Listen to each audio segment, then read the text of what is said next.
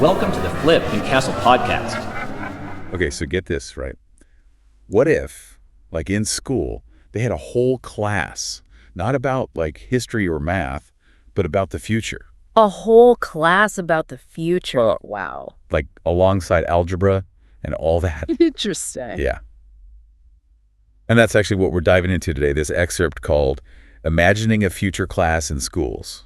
Okay, a class about the future, so what would that even look like? Right. Like, is it like just predicting what's going to happen or what? I don't know, like flying cars and stuff? Yeah, exactly. Yeah. But this excerpt is saying it's way more than just that. Okay, so it's not just like predicting the future, then what is it?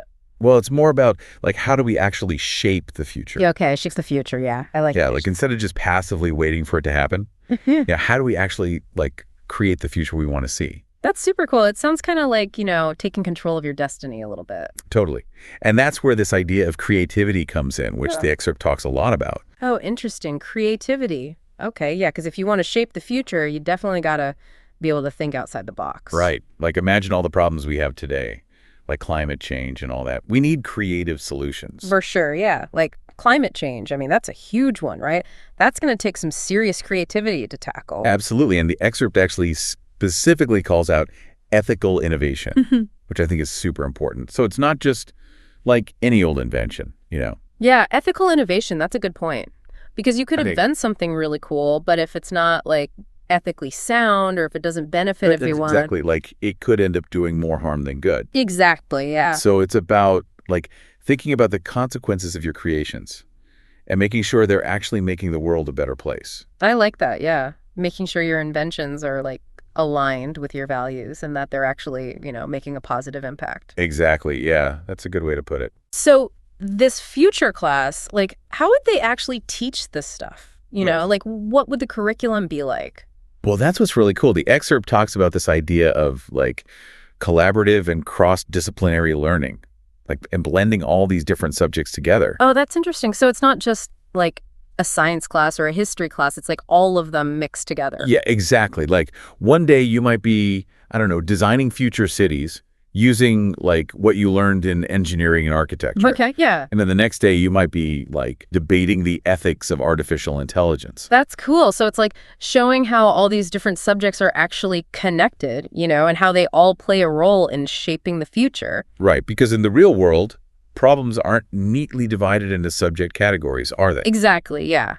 Like climate change, for example, that's not just a science problem. Totally. It involves economics, politics, social justice. Yeah, even art and design. Like, how do you communicate the urgency of the issue in a way that, like, inspires people to take action? Exactly. And so this class would be about, like, breaking down those traditional subject silos and really showing how everything's interconnected. I'm really digging this idea. It sounds a lot more engaging than, like, sitting in a lecture hall, Totally. And that's another thing the excerpt emphasizes, real-world projects, instead of just, like, tests and exams. Oh, that's interesting. So instead of, like, memorizing facts and formulas, you'd be actually applying them to real-world problems. Exactly. Like, imagine instead of just, like, reading about sustainable agriculture in a textbook. Right. You're actually like designing and building a community garden or something. Wow. Yeah, that would be so much more hands-on and like relevant to their lives. Totally.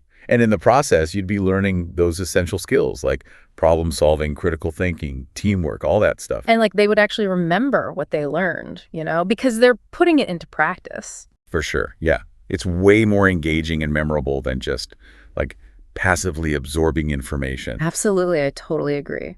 The excerpt also talks about something that I thought was really interesting. Developing empathy for global citizenship. Empathy for global citizenship. What does that even mean, like in a classroom setting? Yeah, that's a good question. So it's basically about understanding that, the future isn't just about your own little bubble. Right. Yeah, it's like we're all connected. It's about recognizing that we're all part of this like global community. Okay, I see. And that the challenges we face, like whether it's climate change or poverty or access to clean water, those are issues that affect everyone, regardless of where you live. That's a really important point. Because it's easy to like get caught up in your own little world, but the reality is that we're all sharing this planet. Exactly. Yeah. And our actions have consequences for people all over the world. I see what you mean. So this future class would be about like expanding students' perspectives and helping them see the bigger picture. Yeah, exactly. It's about fostering that sense of interconnectedness and understanding that, we all have a role to play in shaping a better future for everyone. That's pretty powerful stuff. So, how do you think understanding these global challenges could actually impact, someone's everyday choices? That's a great question. I mean, even small things, right? Like reducing your carbon footprint or being mindful of where your clothes come from. Oh, yeah. Yeah, for sure. Those things might seem insignificant on their own, but when you multiply that by millions of people, it actually can make a big difference. Yeah, that's true. It's like if everyone just made a few small changes, it could really add up. Exactly. And that's what I find so inspiring about this whole idea of a future class. It's not about, doom and gloom or predicting some inevitable outcome. It's actually about empowerment.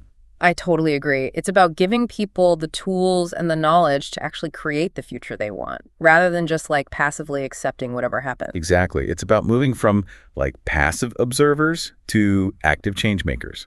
And that's a really exciting thought. So if you could design your own future class, what would you include?